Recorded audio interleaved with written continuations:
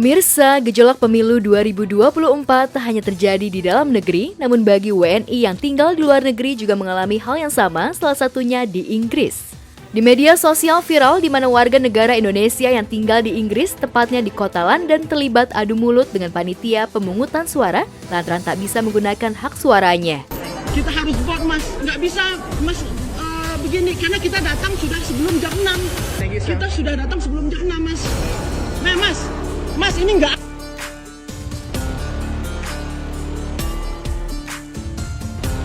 Saya minta Bapak mundur atau keamanan akan mengamankan Bapak. Dalam video tersebut, WNI yang akan memilih tidak bisa menggunakan hak pilihnya di TPS 001 dan 003 di kota London, yakni di gedung The Kia Oval Jardine Suite, Kennington, London. Lantaran menurut panitia, tempat pemungutan suara sudah ditutup pada pukul 17.00 waktu setempat. Hal ini tentu saja membuat WNI tak terima, lantaran dalam pengumuman yang diterima mereka dapat menggunakan hak pilihnya hingga pukul 18.00 waktu setempat. Duh, sayang banget ya teman-teman kita yang kerja di luar negeri nggak bisa milih presiden di Indonesia, nggak bisa ikut nyoblos gitu karena terlambat datangnya. Nah, kalau menurut saya sih di sini mungkin gara-garanya salah komunikasi aja sih, kurangnya komunikasi antara peserta dengan panitia gitu. Harusnya di sini panitia juga menjelaskan dengan sedetail-detailnya seperti apa, mulai jam berapa, selesai jam berapa supaya peserta juga datangnya tidak terlambat. Video perihal kekisruhan saat pencoblosan di Inggris rupanya sudah ditonton lebih dari 1,3 juta kali dan menjadi sorotan warganet dan sederet selebriti. Problemnya mas, pengumuman yang kita dapat itu buka sampai jam 6. So we still have the chance to do the. Nggak ada penjelasan lebih lanjut juga, nggak ada keterangan detail. Dan itu nggak bisa diambil seketika karena kita ikut jadwal. Gitu. Dan buat pesertanya juga datangnya jangan terlalu mepet waktunya ya, karena kan nggak tahu nih, misalkan mungkin mereka udah nunggu nih, ternyata nggak ada yang datang gitu, akhirnya udah selesai gitu, mungkin jam 6 sore itu maksudnya itu udah selesai gitu. Menurut saya sih itu aja sih, komunikasi aja yang harus diperbaiki, jadi kesannya jangan kayak dipersulit gitu ya.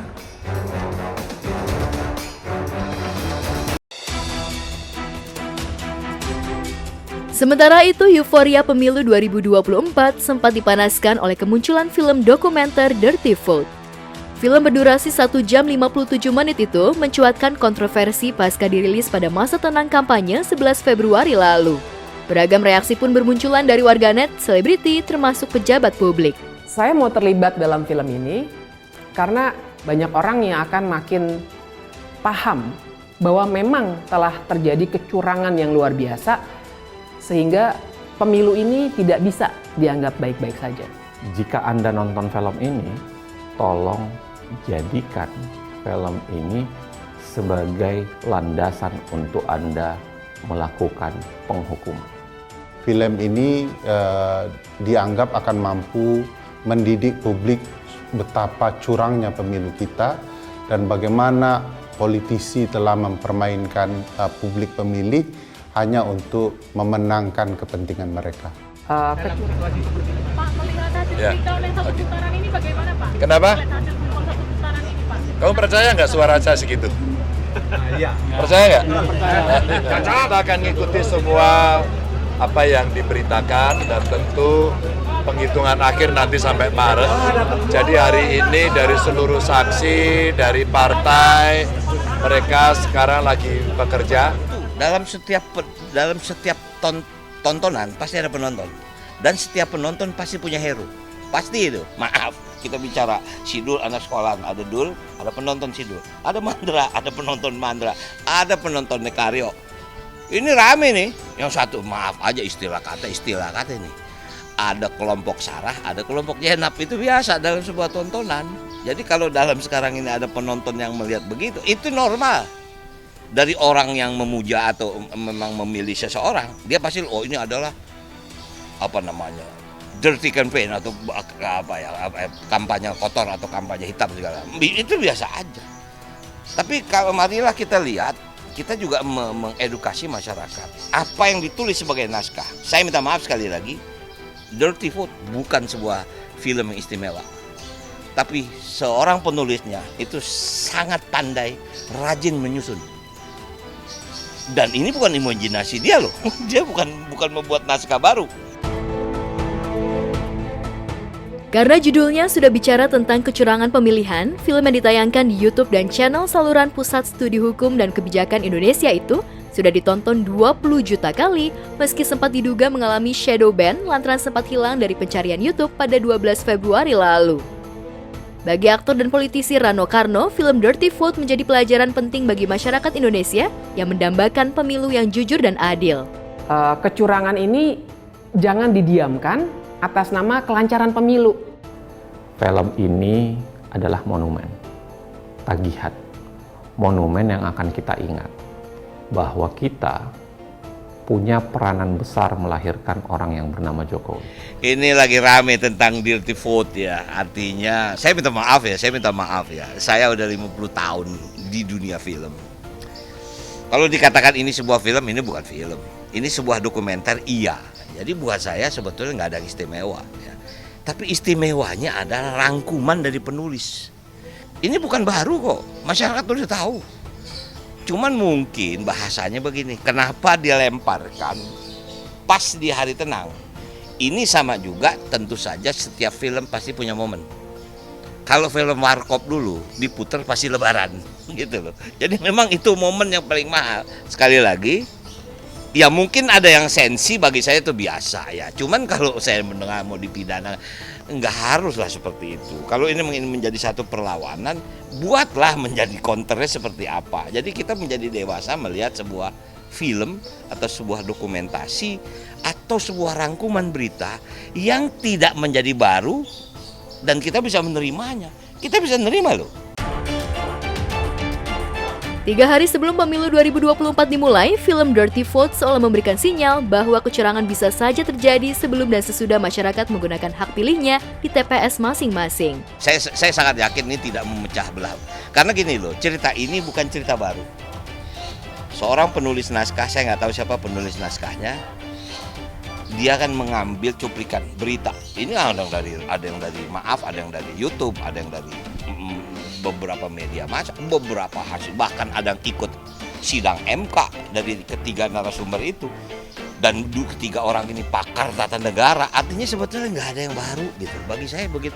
Hari pertama begitu saya lihat nggak ada istimewa. Saya udah paham, saya udah tahu peristiwa ini. Cuman kita diingatkan kembali bahwa proses ini sekarang melalui proses yang dikatakan dirty vote, pengambilan keputusan yang sangat kotor. Tapi kita menerima kok. Buktinya apa? Kita terima hasil MK. Walaupun MK itu ada korbannya. Ketua MK diberhentikan misalnya. Itu realita. Dia tidak bicara paslon kalau menurut saya. Saya pikir ya itu tadi kembali. Ya, setiap kita pasti berbeda. Saya begini nomor 1, saya begini nomor 2, saya ini nomor 3, itu hak saya kan. Itu wajar dalam sebuah kehidupan. Nah, tentang pilihan itu hak. Tapi sekali lagi, begitu keputusannya sudah bulat, apapun harus kita terima. Jadi, besarlah menjadi sebuah bangsa. Gitu. Ya, siapapun presidennya harus kita hargai. Inilah adalah pilihan kita. Ya, walaupun tadi saya katakan, pasti ada mekanisme MK lagi nih. Menang, curang, kalah itu biasa dalam sebuah pertandingan, gugatan itu biasa. Cuman arti kalaupun nanti sudah menjadi satu keputusan, itulah yang terbaik bagi negeri ini. Apapun, itu harus kita terima. Walaupun bahasanya, apakah kita terima dengan lapang dada? Banyak cara untuk menerimanya. Tapi itu sebuah keputusan yang memang harus kita sepakati.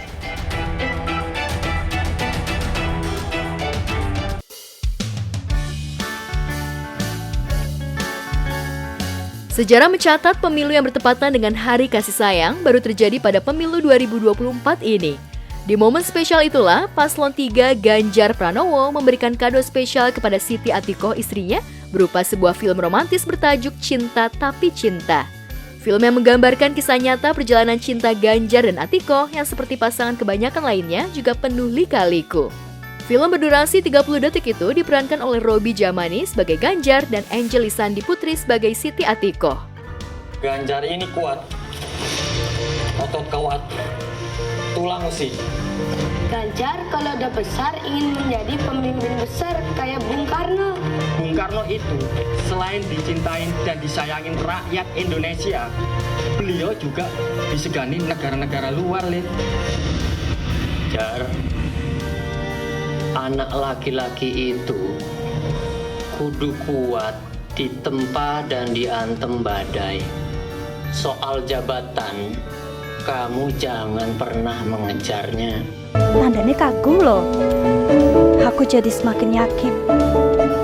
Aku nggak salah memilihmu, Mas. Kisah nyata menceritakan sosok Pak Ganjar sedang masih kuliah. Juga Ibu Atiko pas kuliahnya dulu, masa cintanya sama Pak Ganjar. Seru juga ya meranin kayak gini. Seru, tantangan challenge buat kitanya juga kan. Pastinya pas disuruh meranin Pak Ganjar sih yang saya mau tuh. Karena orangnya inspiratif buat saya, jadi emang kebikin kesehari-harian saya juga kayak gitu. Jadi bikin motivasi buat saya lah. Kalau saya sendiri karena pernah ngobrol langsung juga sama Pak Ganjar pas itu di event, dan beliau tuh enak banget, kayak seru, humble sama anak-anak Gen Z milenial gitu. Jadi pas dikasih peran, wih seru banget, terus excited banget ya. Kalau untuk pemilihannya ini memang kita ada beberapa casting ya. Kita ada casting tertutup, kita cari talent-talent, dan setelah melalui pemilihan yang panjang, sangat rumit sekali ini ketemu sama Mas Robi Salmani ini Dan juga Mbak Angeli Sandi. Kalau memang Mas Robi ini kita ngeliat foto awalnya, oke coba deh, begitu datang lebih mirip daripada fotonya seperti itu kan.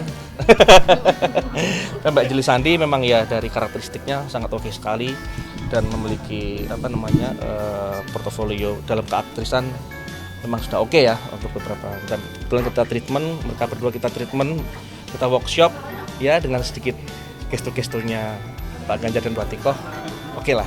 Filmnya sangat berkesan ya, buat saya tuh sangat menginspirasi juga. Buat saya, buat yang menonton, siapa saja, karena kita melihat kehidupan Pak Ganjar dan Bu Atiko yang sederhana saja, sama seperti rakyat biasa.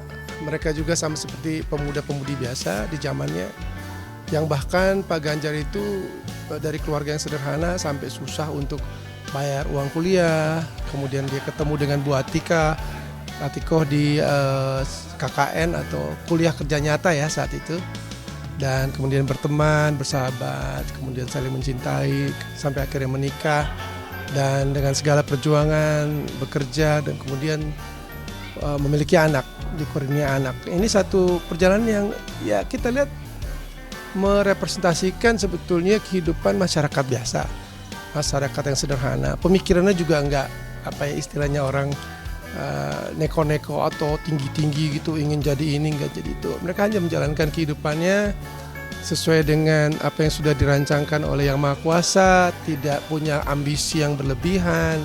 Yang mereka tahu adalah mereka mencintai satu dan yang lain, dan ini menjadi satu kekuatan yang sepertinya tidak ada habis-habisnya buat mereka berdua.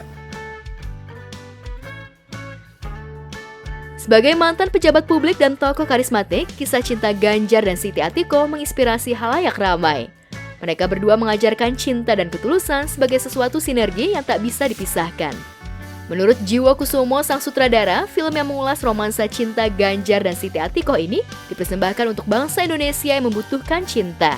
Kalau dari kami sendiri, karena kami kan sebagai filmmaker, kita lepas dari kontestasi politik, memang murni dari kami sebagai kreator film, bahwa Ganjar Atiko ini harus menginspirasi anak-anak muda bagaimana memberikan satu hubungan yang positif kepada pasangannya, kemudian pada keluarganya, kemudian karena sumber kehidupan kita cinta kasih. Dan saya dengar film ini dibuat hanya dalam waktu 1 bulan, suatu gerakan satset yang nyata.